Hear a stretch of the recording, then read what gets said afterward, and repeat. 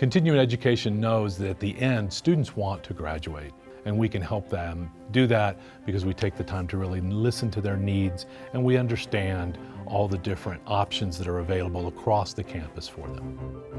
We don't take a cookie cutter approach. We realize each student comes with their own story. So whether it's a part-time student looking to complete a degree program or someone just looking for online courses, we're there to connect them to the resources of the university.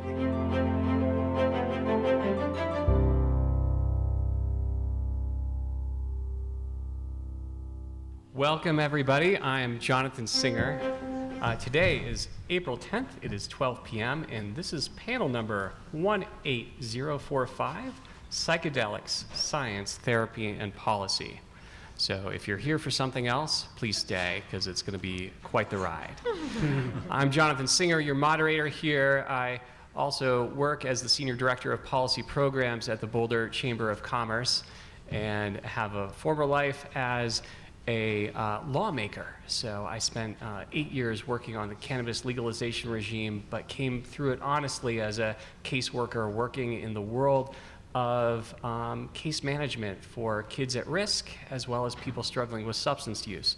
So today we've got a phenomenal panel here, and we're going to be joined by folks who are experts in everything from rats to politics, is what I've been told. So in addition, I want to thank Carrie, Nate, Scott, and Taylor all for being here today. Hopefully I got you in directional order there as close as possible.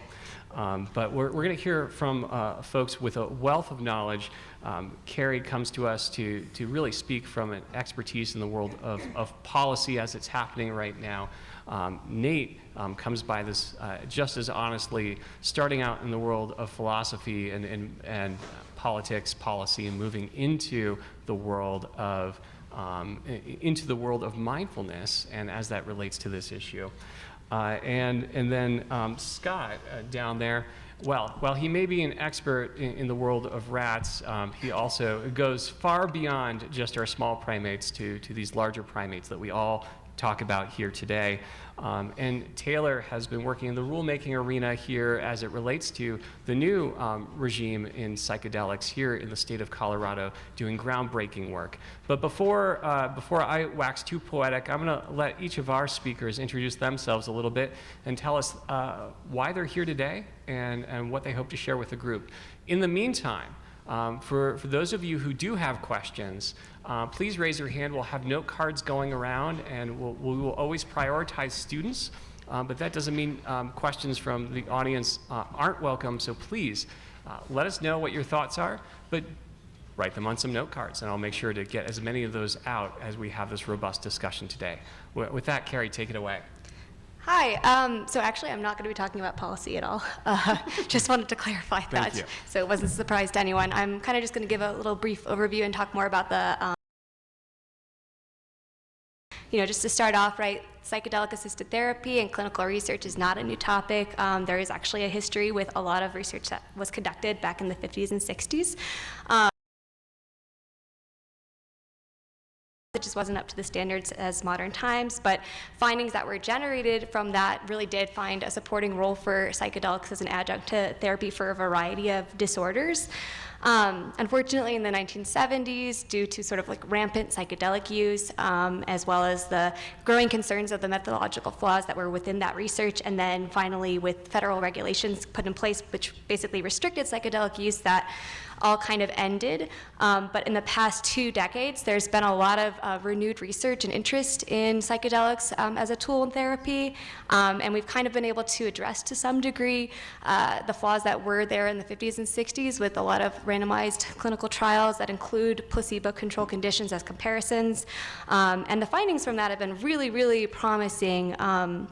So essentially, like, for depression, anxiety, substance use, et cetera, there's just been these like really interesting and robust reductions in that can be pretty quick acting, actually, in some cases, as quick as a couple of days or a couple of hours to a day after administration. So that's really remarkable. And then equally remarkable are the sort of enduring effects that have been seen for this too, as long out as 4.5 years from the administration. There have been continued reductions in things like depression and anxiety. So yeah, again, really, really promising work, but that's not to say, obviously, that that's definitive or conclusive, right? More research has to be done, and I think one thing that's really important to continue to investigate are sort of the mechanisms. Why are psychedelics coming out with these, or what is the reason for these potential therapeutic benefits? One thing that gets talked about, right, in the psychological aspect is that these psychedelics can really alter the state of consciousness to the point that it provides this unique opportunity for patients to really self-reflect and be aware of these problematic thoughts and patterns that they're engaging in that might be underlying some of these symptoms of the disorder, and so to really be able to address and overcome that. I think a couple other important things to note too in terms of the therapeutic context are, and I guess this goes into policy a little bit, but the cost effectiveness of this treatment. So one thing to note for psychedelic assisted therapy is that when the administration happens, during that session, there's somebody that's going to be there monitoring the patient for the duration of their trip, which can be as long as 8 hours. So that's time, right, from the patient's day, from the therapist's day, and time is money. And so that may not be feasible for everyone to be able to participate. And we just want to make sure that anyone that can get access, that needs that help, will be able to that they'll be able to utilize that. So just something to consider moving forward. So I guess just to wrap up, more research needs to be done, but there is a lot of support to show that psychedelics can be very useful in the therapeutic context, and I think we have every reason to be hopeful about this moving forward. Thank you. All right, so before we move to Nate, and actually this is apropos of this topic as well, as we talk about the legalization and the science behind psychedelics, there's also a huge component as it relates to our indigenous populations. And so before we continue, the University of Colorado Boulder, Colorado's flagship university, honors and recognizes the many contributions of indigenous peoples in our state. And CU Boulder acknowledges that it is located on the traditional territories and ancestral homelands of the Cheyenne, Arapaho, and Ute, and other Native American nations. Their forced removal from these territories has caused devastating and lasting impacts. While the University of Colorado Boulder could never undo or rectify the devastation wrought on indigenous peoples, we commit to improving and enhancing engagement with indigenous peoples and issues locally and globally. We will do this by recognizing and amplifying the voices of Indigenous CU Boulder students, staff, and faculty and their work, educating and conducting research, supporting student success and integrating Indigenous knowledge, consulting, engaging, and working collaboratively with tribal nations to enhance our ability to provide access and culturally sensitive support to recruit, retain, and graduate Native American students in a climate that is inclusive and respectful. So I was remiss in not mentioning that before, but certainly apropos of our conversation today. Nate, I'm going to kick it over to you to talk a little bit more about your perspectives on this. Okay, thank you, Jonathan. Thank you, everybody, for coming. If you had told me several years ago that I would be sitting on a panel talking about psychedelics, I would have told you you were crazy. And the reason for that is my research, well, I used to be a political philosopher and then more recently writing primarily around mindfulness. What got me into this whole topic was working on a book about the distinction between an open and closed mind, particularly in our current era where there's so much momentum of closure in the form of screen addiction, political polarization. And as I looked at the tools for cultivating a more open mind, obviously there are things like meditation, but given the rise of psychedelic science, I realized I had to have something to say about psychedelics. So I decided both to go into the rabbit hole of research, particularly on ketamine, but also to go into the rabbit hole of 2 years of psychedelic-assisted therapy with myself as the client. And as a result of that, I think the best way to describe my current perspective is using a phrase from the 20th century theologian Reinhold Niebuhr, who liked to say he was a pessimistic optimist. So I want to talk about why I feel incredibly pessimistic and why I feel incredibly optimistic. pessimism.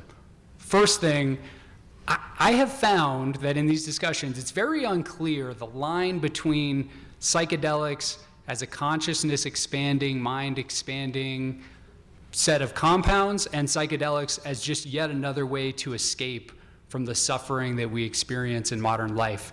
You know, the line between therapeutic and these drugs just being similar to something like alcohol or marijuana. So that's point one. Point two is there's been the rise of what I would call a kind of attitude of psychedelic exceptionalism, this idea that people who do psychedelics have this unique access to insights about the human mind and the universe that nobody else has. And the only way to get these insights is through taking these compounds. And of course, if we look at history, I think that's clearly false. There are all sorts of amazing insights that come from people who have never touched this stuff. And then finally, in these discussions, I found that there's often kind of like an avoidance of the topic of risk. And I don't know about you, but I have many family members, many friends who've experienced catastrophically bad effects from psychedelic compounds in their life.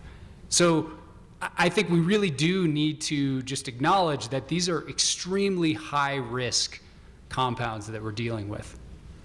So that's why I think we should be pessimistic. Why should we be optimistic? Well, one thing that leads me to be optimistic is this distinction that I think is really essential between psychedelics, the compounds themselves, things like LSD, psilocybin, and psychedelic-assisted therapy, the pairing of these compounds with a skilled guide and an intentional structure of support.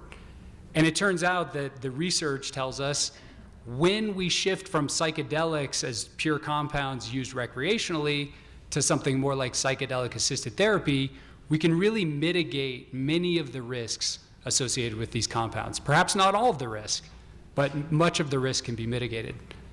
The second reason that I think we should be optimistic comes both from my own exploration of the science, but primarily from my exploration of psychedelic-assisted therapy itself, which is I think that there's a unique opportunity here for those of us who have experienced trauma to open to what I would think of as like the unopenable spaces of the mind.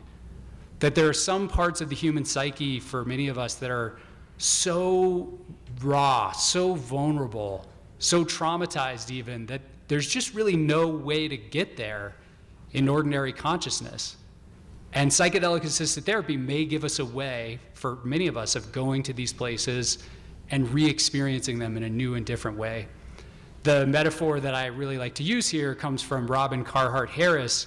He was speaking at the MAPS conference last summer in Denver, and he talked about it like your ordinary consciousness is kind of like a mountaintop in the middle of summer where there's sheer rocks and cliffs, and it's almost impossible to navigate the terrain. But if you think about that same mountaintop in winter, after 2 months of snow, if you can picture that in your mind, everything is softer, everything is smoother, and all of a sudden there are new ways of traversing that terrain that wouldn't have been possible before. And I think that's the potential of psychedelic-assisted therapy, is to transform the mind into a space like that where we really actually can navigate some of these darker places. So that's basically the perspective I want to lay out for our discussion. Yes, we should be excited, but I think we should also acknowledge the complexity and proceed with great care and caution. And speaking of great care and caution, you know, it's interesting. We just discovered that we are essentially high school rivals, and so yes. I'm glad. 1997 Fairview, 1997 Boulder High. So, and believe it or not, though, before you got your doctorate at Princeton, I know you were also at Stanford, and our next speaker also hails from Stanford at one point in time as well, but Dr. Scott Thompson. And so thank you for joining us and bringing in the psychiatric perspective now with your work at the University of Colorado School of Medicine. Thank you. So I am Scott Thompson. I am a PhD neuroscientist and a professor of psychiatry at the University of Colorado School of Medicine on the Anschutz Medical Campus. I have sort of 3 jobs there, and I'm more than happy to discuss any of them with you. First of all, and primarily, I am a mouse psychiatrist. And so I'm happy to say that we are doing a very good job of curing mice, so that's the good news. And we have ways of studying models of mouse behavior that shed light on how these powerful compounds work on the human brain, we'd like to think. And so we are working very hard to understand the mechanisms of action of these compounds. Why do they make people better? And they surely do.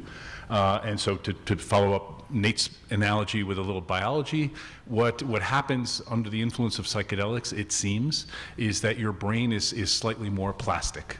And so that's kind of a vague term, and I think that's a little bit deliberate because we don't have the details, but basically every time you learn something, your brain is exhibiting plasticity. If you meet somebody today before the session starts, remember their name, your brain has displayed a small amount of plasticity. And there's something about the action of psychedelics that makes that plasticity process more easily accessible, more plastic. And so when you confront the obstacles that you may have in your life under a condition of heightened plasticity, it gives you the ability to rethink the way you face those problems internally. That is the closest as I can come to a biological explanation of the magic of psychedelics in assisting with psychiatric disease. And so these are things we can study in mice. We need to know how these drugs work, and the reason we need to know that is because there are hundreds and hundreds of psychedelic compounds, not just the ones that you may be familiar with. Some very good bathtub chemists in the 1960s synthesized hundreds of analogs of the ones that you know the names of, and we need to know which ones are best to go forward with into the clinic, into practice. Maybe psilocybin isn't the optimal one. It's certainly very good, but maybe there are better ones. We need to have, for example, ones that have a shorter acting duration, perhaps, because the 8 hours of psychedelic-assisted therapy as we practice it now is beyond the means of many people. They can't afford to take a day off from work. They can't afford to come in for the prep session and the integration session afterwards. And so if we want to increase access and equitability in the way we practice psychedelic-assisted medicine, we need to explore other possibilities. And so I also have I wear a hat for the Department of Psychiatry, which is the director of Center for Novel Therapeutics, and so we are working very hard to explore this pharmacological space. We are about to launch our first trial at Anschutz for psilocybin in treating major depressive disorder, and that's very exciting for me as a mouse guy to finally think that I can do well for people as well as mice. And then I also wear a hat that is loosely centered on the Anschutz campus, which is something we call the Psychedelic Public Policy Partnership. This is a cabal of about 100 people with an interest in psychedelics, and we have affiliated ourselves to help the state now as it begins to formulate the policies that are necessary for enacting the Natural Medicines Act that we all approved back in November of 2022. And so for the last 2 years, the state's been heavily engaged in the rulemaking process. They established committees to advise them. Committees established listening sessions where people can come in and talk to them. And so we have been trying to bring the voice of medicine and biology to that conversation. There are a lot of things that we've had some success on so far. So the regulations for who should be a licensed therapist. For some people, a minimal amount of training and a great deal of hands-on experience is probably sufficient. But for some conditions, a greater amount of training is necessary, PTSD in particular. If you are not experienced with treating PTSD, you can do lasting harm to people. So we need to make sure that there are different tiers, and I think the state has agreed to this licensing paradigm where depending on the condition of people coming in, maybe more training is needed for facilitators. We suggested 10 hours of clinical practice. There was a pushback against that, and we noted that it takes 140 hours of clinical practice to be a hairdresser. And so I think 10 hours to mess with somebody's mind is probably quite acceptable. The other thing that we're interested in is the safety guardrail. So as Nate mentioned, psychedelics might not be for everybody. I was part of a panel which had the catchy name of Ask Your Doctor if Psilocybin is right for you. And in fact, it was a humor thing at the beginning, but it's absolutely true. There are people that we are quite confident should not be taking psychedelic substances. If you have a family risk of schizophrenia, bipolar disorder, or some other psychotic disorders, the use of psychedelics is very strongly discouraged. And so with the opening up of the Natural Medicines Act, we need to make sure that there are guardrails in place that community physicians know how to advise people that are thinking of entering into the psychedelic medicine pathway, and that facilitators know the questions to ask before they begin treating people. Lastly, we're about to launch this experiment on the citizens of Colorado. This is going to produce many, many more patients who've experienced psychedelic medicine than all of the academic trials that have been done to date. And so we need to learn from this experience. We are working on procedures and methods for learning from the users how their experience went, how the effect was, did it last, how long did it last. This is the way that we can bring back to the state evidence of efficacy. We can convince maybe the healthcare payers that this is a cost-effective way to treat mental illness, which we all up here, I guess, believe it is.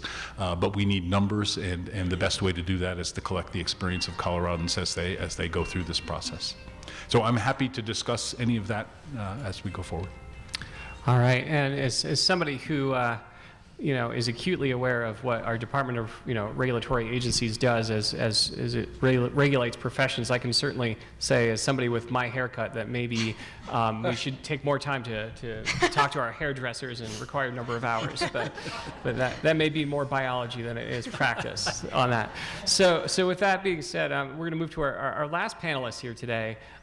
This is Taylor West, who's worked for decades in the political arena, but also co-created and serves as the project director for the UC Berkeley Psychedelic Survey. So Taylor, bring in your perspective on all this, wrap this back in, and once again, don't forget, if you do have questions, raise your hand, and we've got plenty more 3x5 cards to go around. Thank you, Jonathan. Yeah, I think I'm here really to talk a little bit about the political theory around how we're starting to make changes to policy around psychedelics in the U.S. I actually came to this issue kind of from the political direction. Many people who are involved in psychedelics and psychedelic policy come to it through either their own personal experience of a real moment of healing or a real beneficial experience, or they see a friend or family member go through something similar. I actually came to it because I saw a remarkable political moment that I hadn't seen in quite some time. As Jonathan mentioned, I come from a background working in politics on campaigns primarily, and sort of shifted out of that over the last decade, in part because of how frustrating it was to see just how rigid people had become and really dug in on their positions. It's very difficult to change anyone's mind at this point on most political issues. I had the opportunity to be tangentially involved in Oregon when, back in 2020, you may know, there was a ballot initiative in Oregon to create a regulated psilocybin therapy program in the state, the first of its kind in the world, really. And I had the opportunity to sit in on some focus groups when we were talking to Oregon voters about this issue and beginning to understand where they come from. And this also ties into the psychedelic survey that Jonathan mentioned that I worked on with UC Berkeley. Public opinion around this topic is fascinating.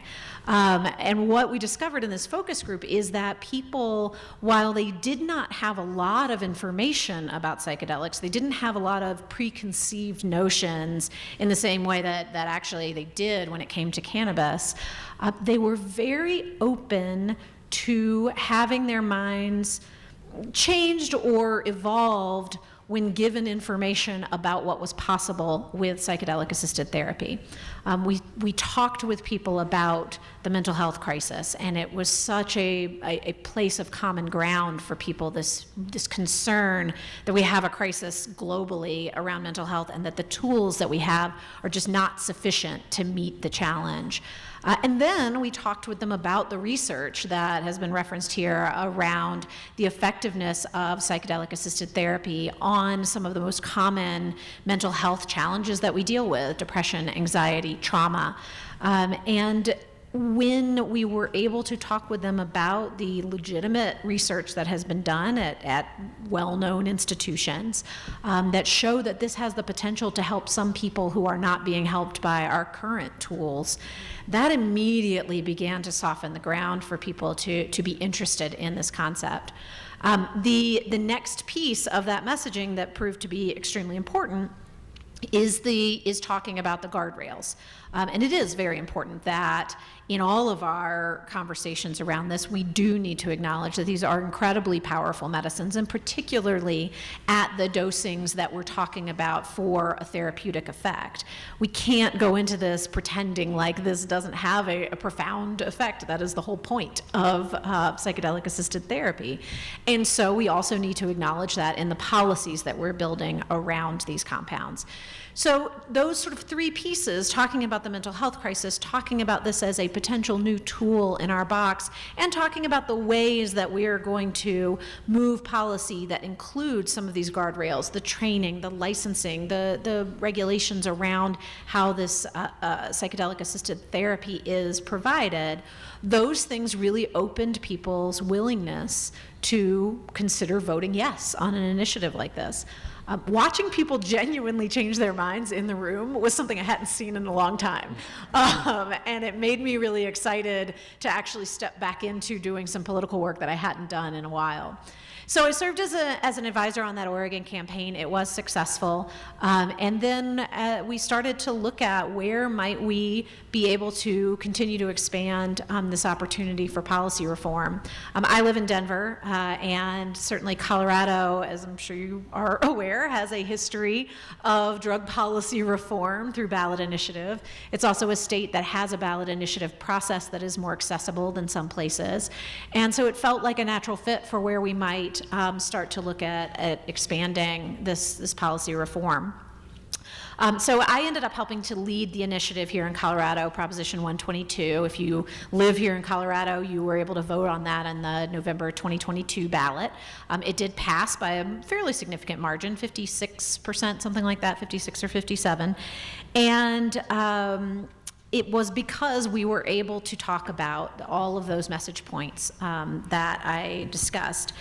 I think moving forward, and I'll make this kind of my last piece because I know we've got a lot to talk about here, ballot initiatives are a really interesting political strategy for this kind of policy.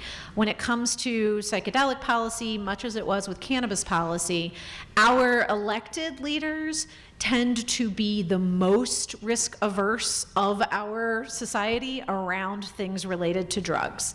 I think there has been an extensive conversation in recent years around the failures of prohibition, the failures of the war on drugs, and I think the general population has actually been absorbing that conversation a lot more effectively than, frankly, a lot of our elected leaders have.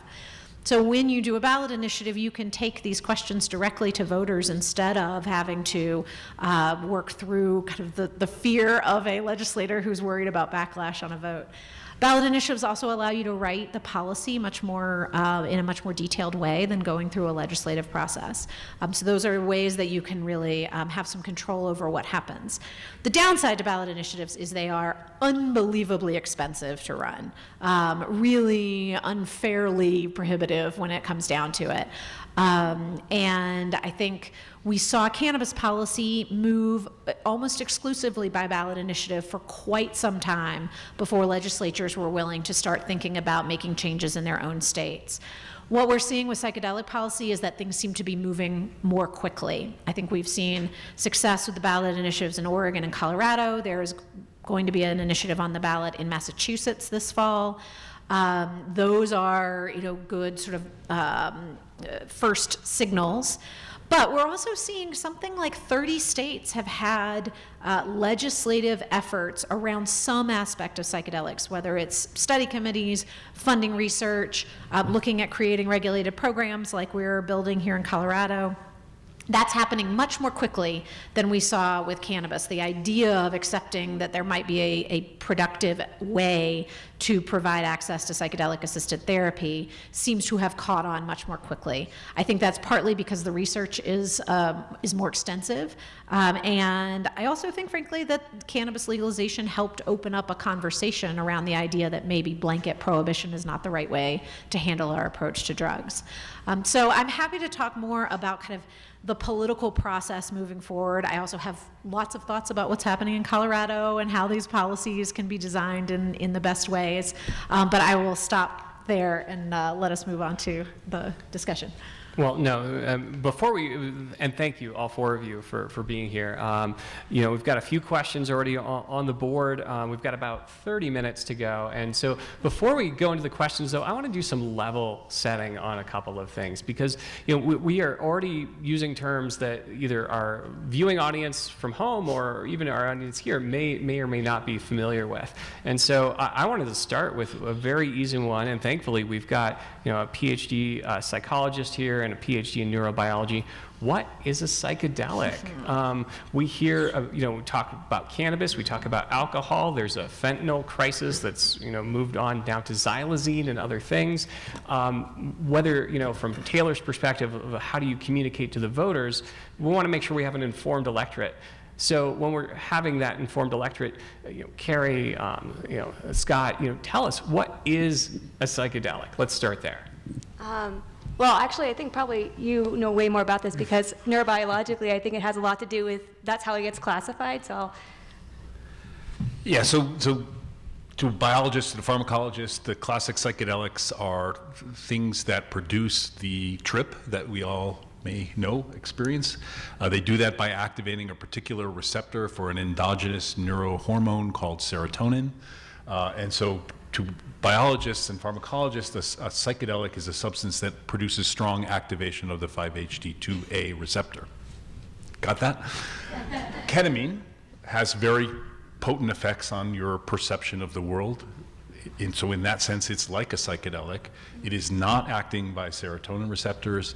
And if you get down into the weeds of the perceptual alterations, ketamine is technically called a dissociative. It gives you, I'm going to call it an out-of-a-body experience for lack of a better way to describe it, which is not qualitatively like the psychedelic experience. So the psychedelics classically, LSD, psilocybin, mescaline, ibogaine, ayahuasca, you may hear these days as well.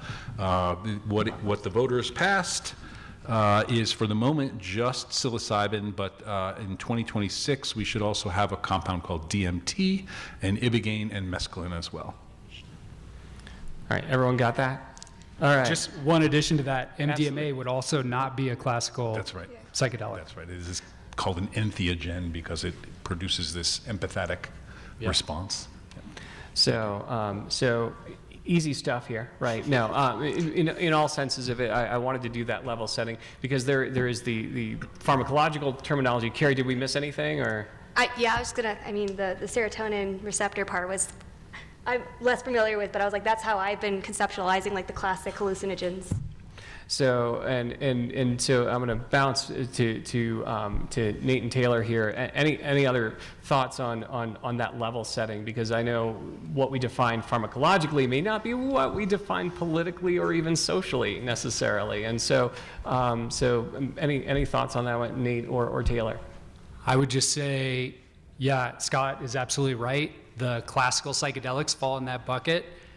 There's a more expansive definition out there. MAPS defines psychedelic experience more expansively as including some other compounds.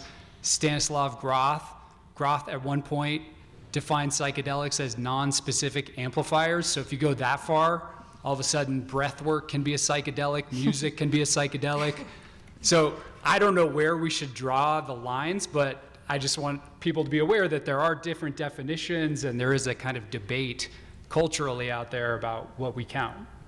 Yeah, no, and Taylor, you're nodding knowingly, but if you have any additions to that, let's here. Well, this is sort of a related topic, but I think it's important for level setting too. When we're talking about the sort of policy and political angle, you may know, as it's been referenced a few times, that MDMA is currently late in the process of going through FDA approval for the treatment of PTSD.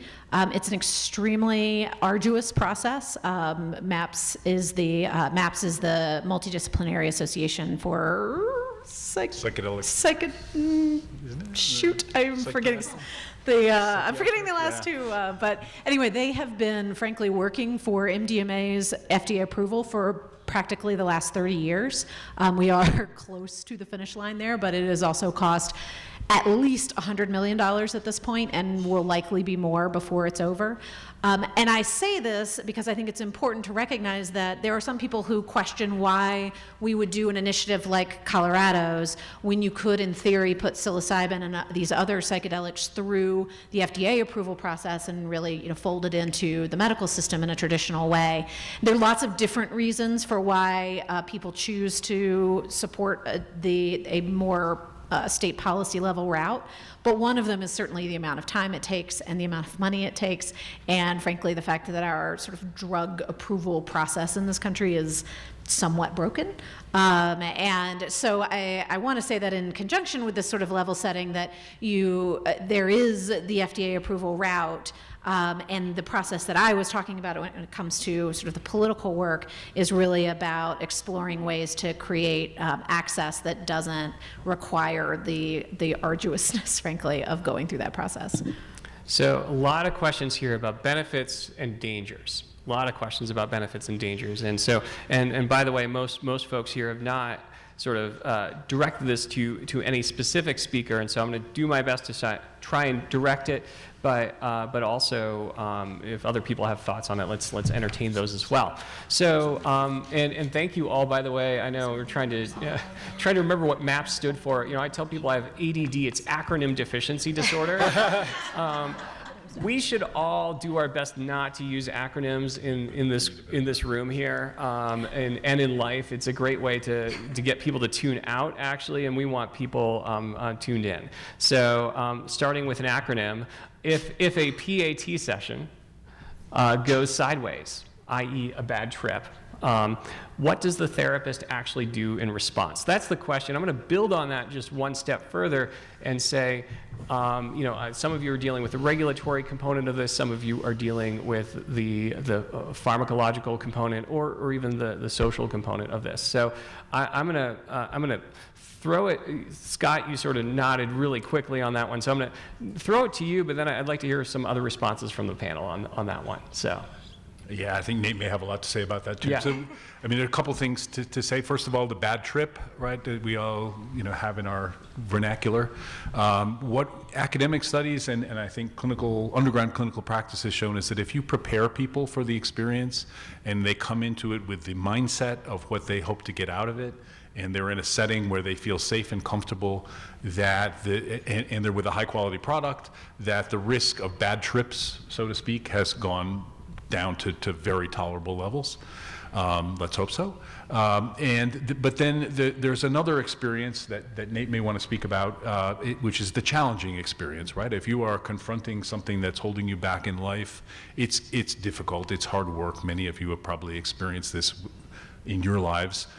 And that's what we call, I think, the challenging trip, right? And the challenge for the guide is to know the difference between a bad trip and a challenging trip.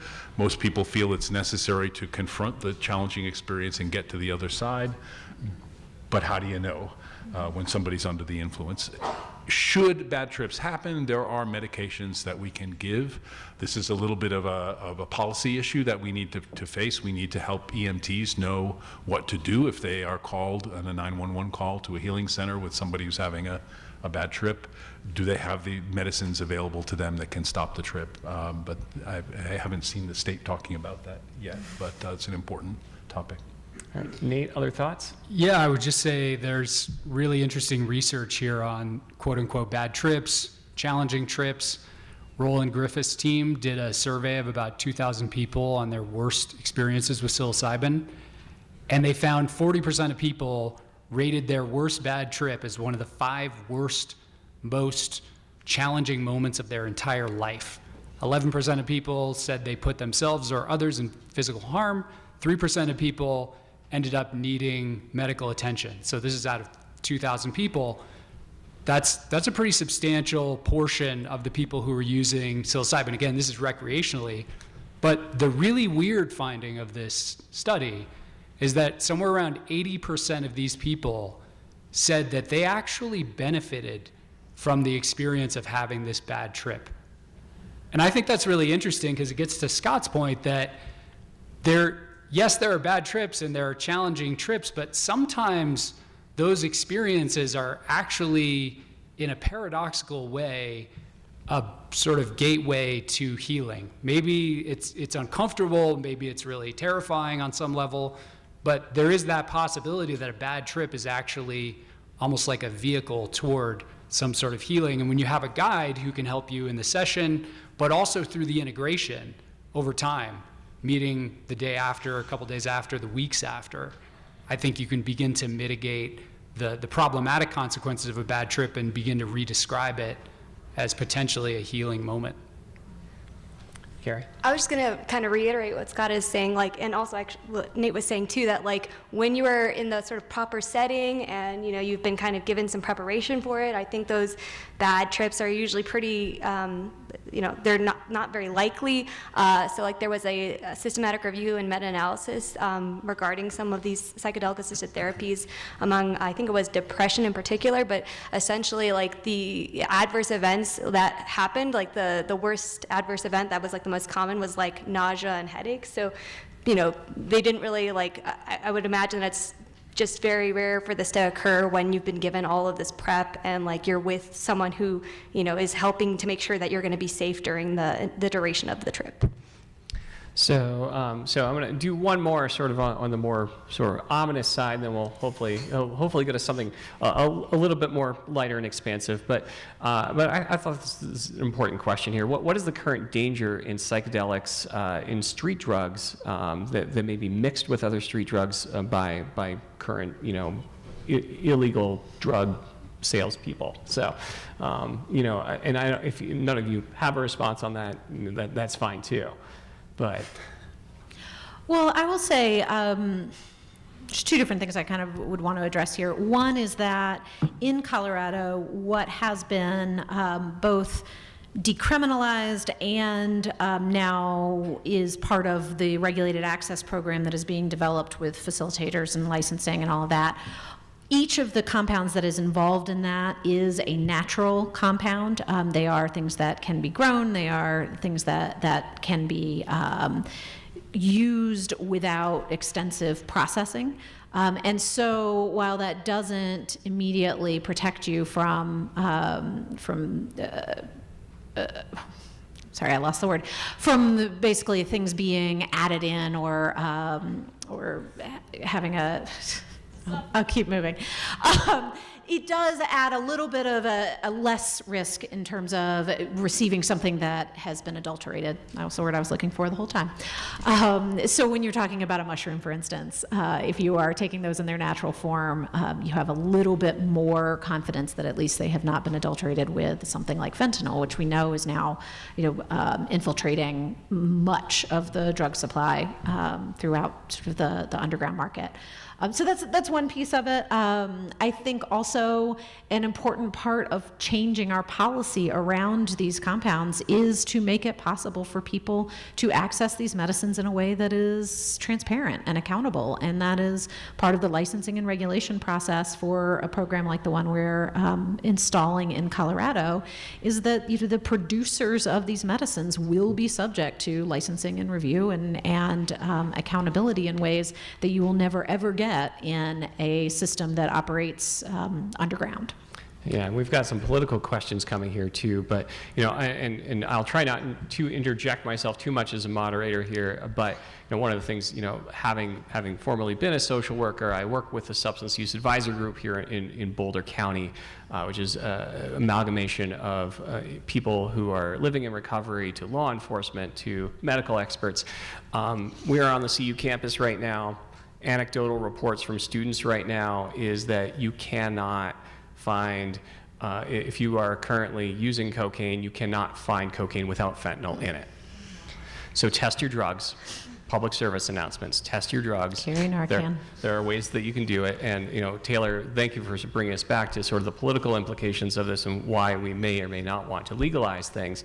But just by virtue of a public service announcement, I'm going to turn it 20 degrees on its side. So when we talk about fentanyl, it's fatal, right? And there are very fatal levels that any of us could be ingesting if we chose to ingest it.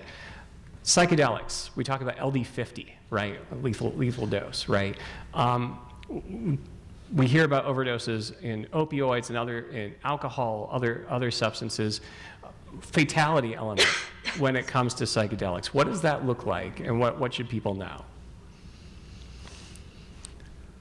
Do y'all know who Diane Linkletter is? Art Linkletter was a 60s beloved TV personality, super conservative, man of the earth, down folksy guy. His daughter was a 20-something person in California in 1968. She fell to her death off a balcony. Art Linkletter, who was vehemently opposed to drugs, blamed her death on LSD. She thought she could fly off the balcony.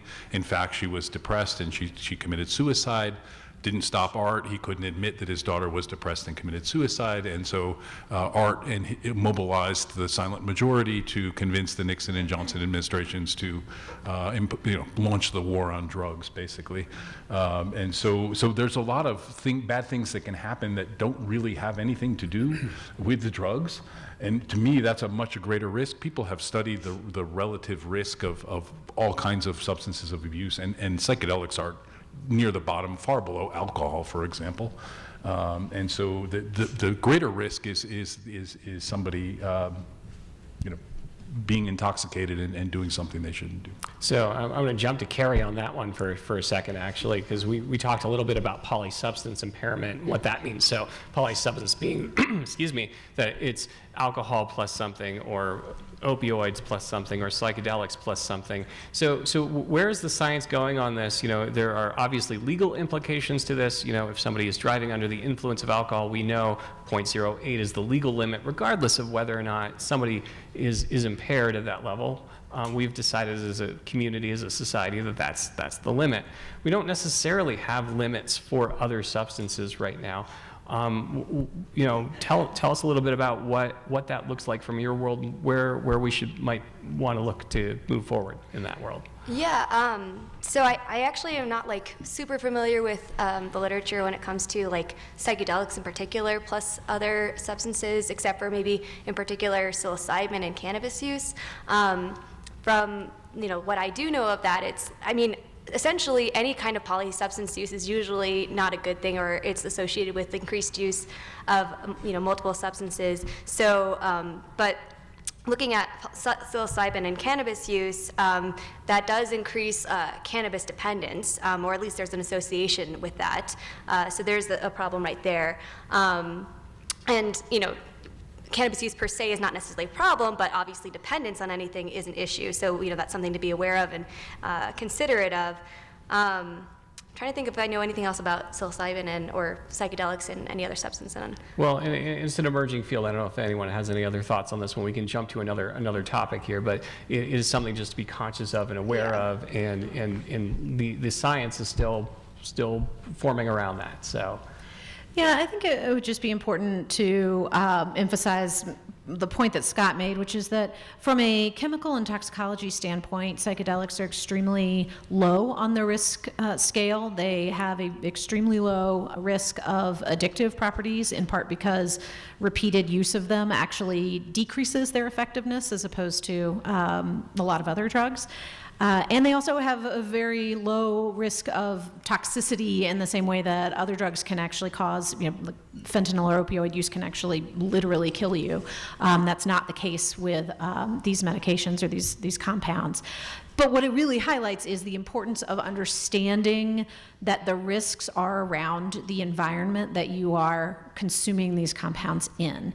And that, I think, is going to be an important piece of public education from a harm reduction standpoint. We don't want people to put themselves in situations where they could cause harm to themselves or harm to others.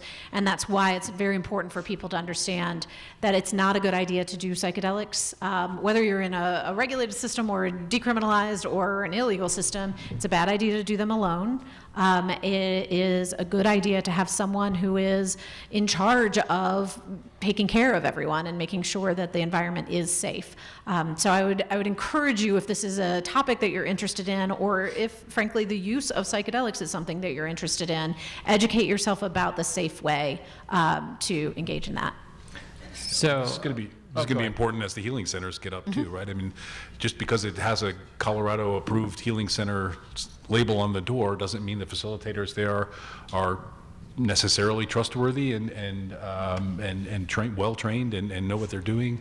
And so we need we need a Yelp basically for healing centers and facilitators, right? I mean, we need a way for people to report their experience. There have been a couple of well characterized instances of abuse where the therapists have abused the trust of the participant while they're under the influence, and so there are a lot of guidelines that and safety concerns for that as well. Well, and in Colorado, this is unique, but for licensed professionals, there is a way that any of us can file a complaint, and any of us can look up, whether it's a therapist, a doctor, anyone that's licensed in Colorado. There are these opportunities. So let's maybe move from sort of the ominous cloud to some of the opportunities here. A lot of people asking about microdosing, what's happening in California, in Silicon Valley. It's become very popular, both for therapeutic purposes as well as recreational purposes. And so once again, with a little bit of level setting, I know I'm hip with the kids when I talk about microdosing, but why, if someone wants to tell us a little bit about what is microdosing, what are some of the benefits, and what should the general public know about this if they were to start looking towards accessing a healing center? Well, the first thing that I think is really important for people to understand is that when we talk about the research that shows these sort of dramatic healing benefits of psychedelic therapy, we are not talking about microdosing. These are significant doses, significant experiences. This is not something you do and then just go move through your day. I don't want to say that microdosing doesn't have an impact. There are certainly a dramatic amount of anecdotal evidence around that. I will say the research so far has not held up those claims in the same way that they have around a more substantive dose taken in a therapeutic context with the purpose of healing. So I think microdosing, to the extent that you're curious about it, there's lots of information out there, and it's not a dangerous situation to work with. But I do think it's super important for people to understand that the kind of dramatic benefit that you're hearing about when it comes to psychedelic therapy is not analogous with microdosing. And I was just going to add to that point is that I am actually unaware of any large, clinical trials that look at microdosing in particular when it comes to psychiatric disorders. I think that there is research on microdosing sort of in an observational level when people answer surveys, and there's, I think, correlations with increased quality of life and things like that, but it is, that's generally a cross-sectional look, right? We're not doing experimental research with that, I think, currently. Something else that is interesting to think about with microdosing is not necessarily how does it help with psychiatric disorders or symptoms, but how could it maybe help with daily functioning. So interestingly, there's maybe I've been trying to look into this research myself, how does it have to do with health behavior? Does it increase physical activity? Does it increase better diet quality? There's not really a lot of research out there on that, but I think that's a really interesting field to be looking into as we move forward. And Scott, and then Nate, I was going to go with you next. So Go Scott first, then. Well, okay, so what the study showed is that people who were given microdoses or placebos, some people got better, some people didn't. It turns out that some of the people that got better got the placebo, Some of the people got the microdose. The thing that distinguished those people that got better from those that did not is what they thought they got.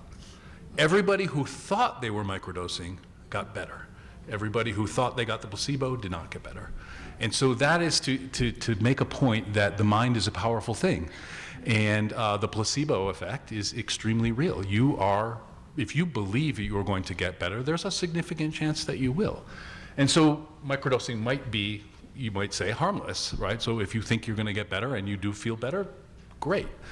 But we need to point out that if you're microdosing LSD, that is illegal here, even in Colorado, even in Denver. And so you're putting yourself under some legal risk. And if you remember fen-phen, a diet drug from the 90s maybe, was withdrawn from the market because it produced heart defects. Turns out that psychedelics activate the same receptors that fen-phen activated, and so there is some risk with chronic microdosing potentially for cardiovascular damage. So it is not entirely benign. Yeah, I was going to say the same thing. The study where they did the placebo and the microdose and people couldn't tell the difference, I think that's really interesting. And I'll just add a phenomenological first-person perspective. I decided to be a human guinea pig on this myself and microdosed psilocybin for a couple months. And I would say that it was interesting, but I really did not notice any substantial changes in my overall well-being. And to Taylor's point, it was very different than a large dose psychedelic assisted therapy session where there was a major disruption in my mind, and as a result, a downstream major benefit in my overall experience of life, my ability to deal with challenging emotions and things like that. So there is something about the bigger doses that seems to have a bigger effect, as one would imagine. So, yeah, I've been microdosing placebos and it hasn't been working at all. Maybe I was doing that too, I don't know. So Nate, just to stick with you for just a second here, a lot of people have been asking about, what was the value in not just the therapeutic, but even recreational I'll use the questioners, the words here, mind expansion, creativity. What are some of the things that you're seeing that you've written about, discussed in other places that you think the general public should know a little bit more about, and also what your own human guinea pig experience is here? So yeah, well, I'll just give you one story, which is, I think it was my second ketamine assisted therapy session. I walked into that session. I was going to go on a flight 2 days after that session, which is not a neutral activity for me. I've had a fear of flying for about 20 years. So I go into the session, take the ketamine, put on the blinders. All of a sudden, the music kicks in, the drug kicks in, and I am on a plane. And I am flying all over the world, and it's exactly like a replica of a United flight going somewhere, except for one thing. None of the fear, none of the anxiety that has accompanied me for 20 years is there. In fact, it's like I'm in love with airplanes. Like I would live on this airplane if I could. And then the walls of the plane dissolve, and all of a sudden I'm in this like open compartment, and then everything gets kind of dark and ominous. The walls come back, and I witness myself, along with all the other passengers, dying in a plane crash. And I tell my therapist, "Oh my God, Sarah, it's a work of art. Plane crash is a work of art. It's all so beautiful." And I know that sounds like a crazy drug trip story because it is a crazy drug trip story. However, what happened after that was a pretty substantial shift in my experience of flying on an airplane. I would still feel some anxiety, but what would happen is I would experience that anxiety, and then instead of my mind going to these kind of doom loops of worst case scenario thinking, my mind would go to that moment. I called it on the ketamine express. So it was like a first person experience of the kind of neuroplasticity that Scott was talking about. So I would just put that out there as one experience. That was probably the most profound experience I had, and really life-changing in the sense that it allowed me to navigate this activity that I had a lot of trouble with for 20 years. in a way that no other protocol. I had been meditating intensely for 15 years, all sorts of things I had been doing. Nothing had that kind of impact until I did psychedelic-assisted therapy. How much leg room did you have on that flight? Infinite leg room. That was not United. You were on that. So, As long as you're not the pilot. Scott, yeah. Yeah. So Picasso is sort of famous for saying, I could paint like Raphael as a child, and it took me my whole adult life to learn to paint like a child. When I think of the creativity enhancing part of psychedelics, I think of basically, we are all inside still children somewhere, and somewhere in the course of life, we got fenced in, boxed in, all our creativity, all our spontaneous thing. If you watch a small child singing a make-up song, dancing through your house, whatever, where is that in all of us, right? Where did it go? And I think we lost that sense of creativity, and it's still in us somewhere. And I think that psychedelics, through this opening of plasticity, removing of obstacles, has the ability to restore something that's innate in all of us. I think that also leans into a point that I would make about why this would be another reason why going a route separate from the FDA route could be important for these compounds, because these are not just compounds that are for a sick person's specific condition. Certainly, FDA approval of MDMA for PTSD is a very specific set of, a condition and a therapy, and even that is going to be complicated coming through the FDA. But there is also quite a lot of research that looks into what people refer to as the betterment of well people. And I think you can almost think of it as preventive mental health care. I think when we think about physical therapy, for instance, there is physical therapy that can be prescribed for you to deal with a specific injury, recovery from a surgery, that is a very specific response to a medical need. There is also physical therapy that you could do ahead of, say, ski season, building up the muscles around your knees so that you are less likely to get injured in that process. And that, I think, is a good analogy for how we might think about what psychedelic-assisted therapy can do. It can be, for some people, an incredibly effective intervention for a specific issue, anxiety, depression, trauma. It can also be a way that people access creativity, access a different perspective on their lives, and can in fact build resilience that allows them not to necessarily fall into a crisis state of mental health at all. So I think this is a reason why the access to this should not be limited exclusively to the medical access route. So, Carrie, you've been nodding your head a ton on this. Any thoughts you wanted to add? And we've got about 8 minutes remaining here, and only 4 questions. But I want to plant one seed before we ask additional questions. Then we can go to Carrie on your thoughts on this. But I want the panel to think if you have any burning questions for any of your fellow panelists, myself excluded. So, but Carrie, any thoughts on what we're just discussing? Yeah, just kind of going back to like the wellness of healthy individuals, whatever. That's what I was kind of talking about with the diet and the physical activity, and if like this can be used to sort of perpetuate like good health behavior. And I didn't think of it in terms of preventative health, but like yes, it would be, right? Physical activity and good diet obviously will be very useful for a host of domains in life. So that's why I was nodding. I was just in agreement with that. All right. Well, we're okay with head nods here.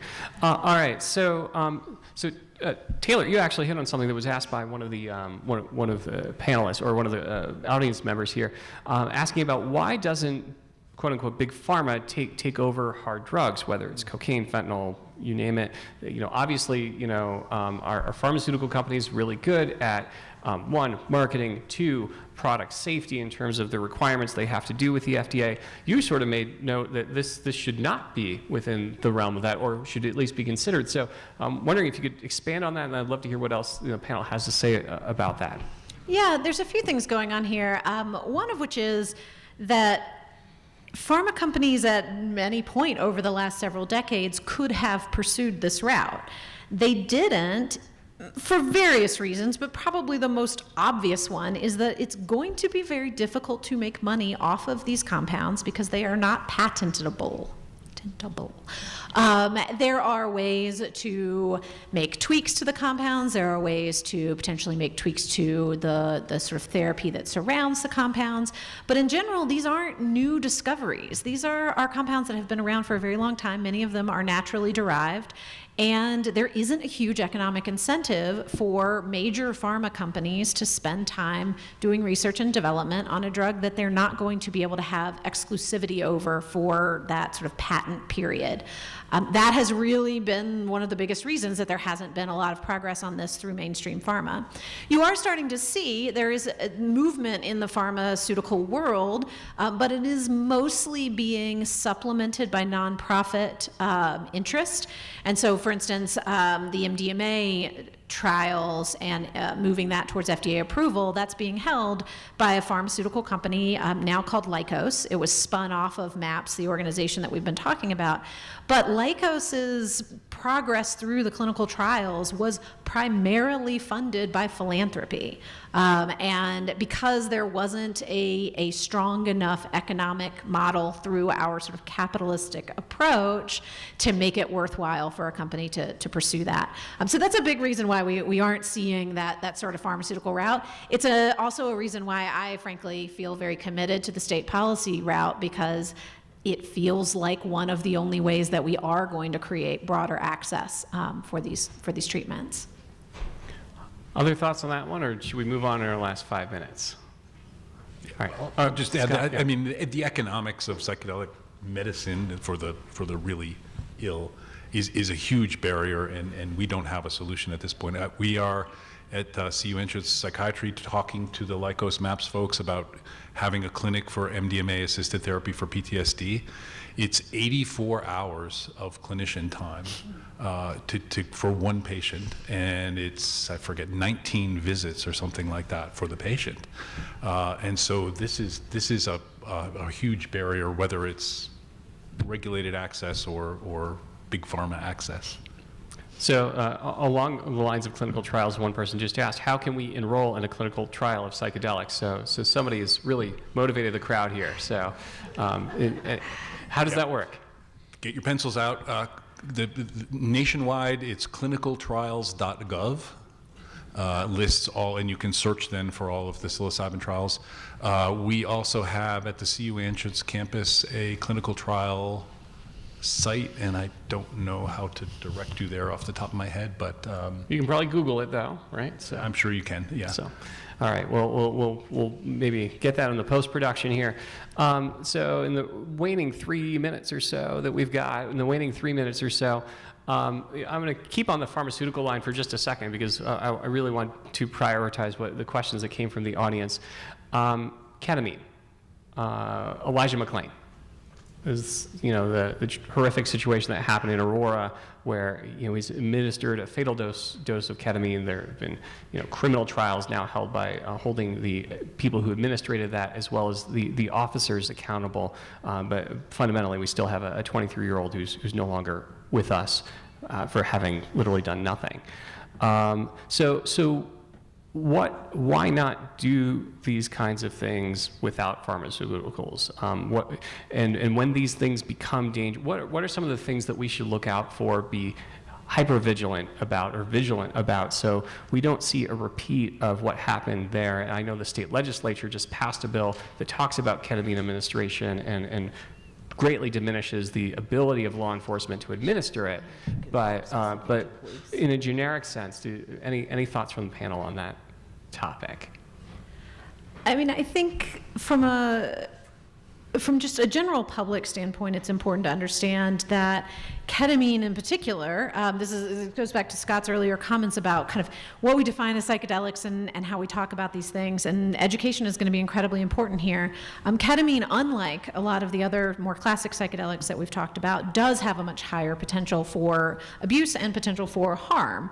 And interestingly, it has become more accessible than pretty much any other psychedelic, and that's because it is, in fact, FDA approved for certain uses, and once it's been FDA approved for long enough, there is a certain amount of off-label use that becomes essentially accepted and allowed.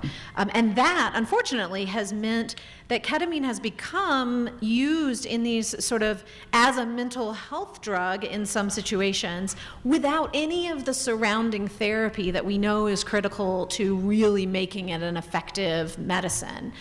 And also without the sort of surrounding safeguards. And that's a separate thing from police use. I mean, that is a completely different kettle of fish, I think, when you're talking about using it as a sedative in an abusive way. But I think it's important to note that of all of these, ketamine is the only one that's actually legally available right now, and it's probably got the least amount of safeguards being built around it compared to what we're trying to do here with the therapy program in Colorado. So ketamine, medically, ketamine is an anesthetic. If you bring your kid in with a broken bone, they're probably likely to get ketamine for anesthesia. In the Vietnam War, soldiers were given a vial of ketamine. It was called your buddy drug, and if your buddy got shot, it was a fast-acting way that anybody could anesthetize their fellow soldier.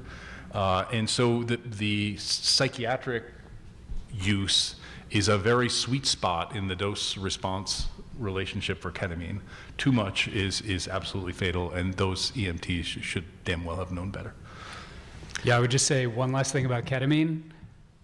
Several years ago when I was running this experiment, if you wanted to do psychedelic assisted therapy in the state of Colorado legally, ketamine was your only option. So to get to that paradox, even with my therapist now and all the bills that have been passed, she tells me it's still not legal for her to guide a psilocybin session with me. So there is something really paradoxical here, and there are all these companies like MindBloom and mail order companies where, technically you do like a Zoom session, but they will mail you ketamine. So there is something very strange going on here about the accessibility of one of these compounds relative to the others. Especially given the risk profile being much higher with ketamine than with the others. Oh, so at time, everyone starts to have really great conversations. Nice work, guys. No, in all seriousness, from top to bottom here, Taylor, Scott, Nate, Carrie, thank you all so much for your insights. This has been an amazing journey. Please join me. Thank you all for being here. Thank you. Thank you.